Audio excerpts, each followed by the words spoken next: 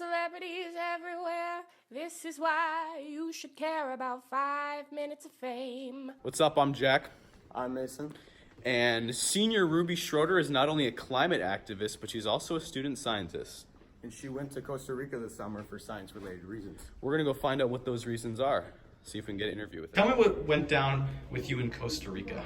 My experiment was about the leafcutter ants' preference on the pH level in the leaves that they collect. They collect the leaves and then they feed it to the fungus that they grow, and then they eat the fungus. So we didn't have enough time. It was only 10 days, so we didn't have enough time to see what the fungus's preference was, but we tested what the ants' preference was.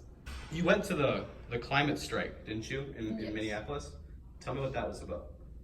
The climate strike was just a big gathering of mostly young people to protest climate change, to advocate for regulations and different rules to prevent more CO2 and other carbon equivalents to go into the atmosphere and contribute to climate change.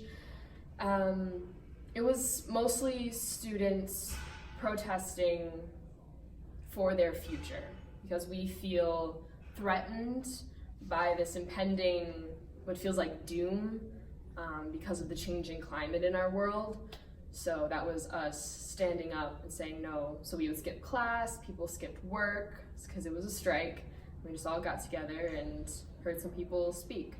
I have had Ruby since in theater since, I say literally since she was a puppy, because the first show she ever did with me, she played one of the 101 Dalmatians, and she's been in theater ever since. So her being a senior this year, it's really hard for me to see her go, but what's been amazing is watching her grow in this art form, and in her passion for just for theater, but also for issues, and for her understanding that theater is one way that people can put voice to their issues. And so what she's done in the last few years is really taken on this role as a playwright, and she's been exploring that in a lot of different ways. One of the things that she did in her homeschool collective was she did write some plays for climate change, about climate change, and they were done on, I believe they performed them on Earth Day. And so what she understands about theater as an art form is that it isn't just all fun and games necessarily, but it is a way to get people talking about issues.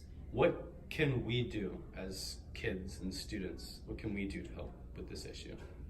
There are a bunch of organizations that you can join to be a part of a greater community of people who are fighting climate change, like Youth Climate Strike, the people who organized the climate strike in St. Paul, and other similar organizations like MN350 and things like that, but also just educating yourself and others on climate change, just so you know how it works, what's affecting it, and how you can reduce your own carbon footprint. That always makes a difference.